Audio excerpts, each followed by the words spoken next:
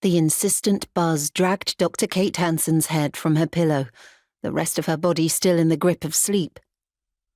Scrabbling for the phone edging its way across the bedside table, she pulled herself upright, squinting at the time, then at her caller's ID, Detective Sergeant Bernard Watts, one of her colleagues in the Unsolved Crime Unit. 1:23 a.m. Whatever he had to tell her was not good news. "That you, Doc?"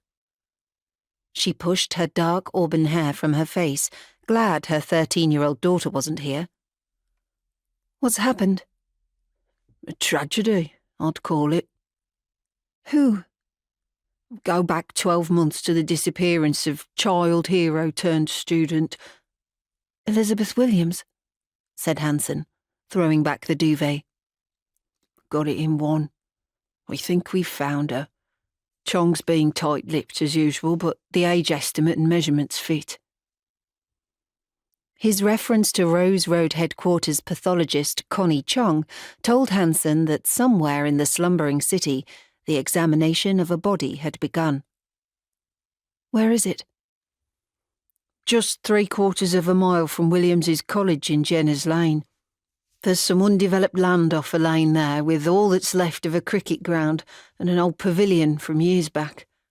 She's in the field next to it." Hanson was out of bed, pulling on the jeans she'd worn the day before. She lowered her head to speak into the phone. "Give me the postcode." "No need. Look out your window."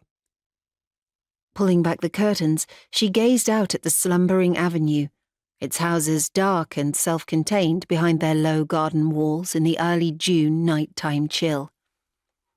The glossy Range Rover was on her drive, its rich bronze subdued in the meagre light of a newish moon. "Shall I request a female constable for the brain box?" he asked, referring to Hanson's 13-year-old. "Maisie's at Kevin's. Give me 2 minutes." Hanson was in the Range Rover's warmth, its engine running. "What else do you know?" she asked. She waited as Watts reversed, then accelerated away from the house. 50+ and looking every year of it in the dashboard's reflected light, gruff to the point of rudeness, she anticipated that any information he had was pivotal. He'd already visited the site. "A bunch of local kids playing rounders in the field found the body at around 8 o'clock. Aghast, she studied him, images of bone breaks and raw, torn flesh crowding her head. "Tell me they didn't come across it lying there." On a series of indicator clicks, he turned onto the main road. "Trust you to knit up a horror scenario. She's been missing 12 months and buried for God knows how long." He glanced at her.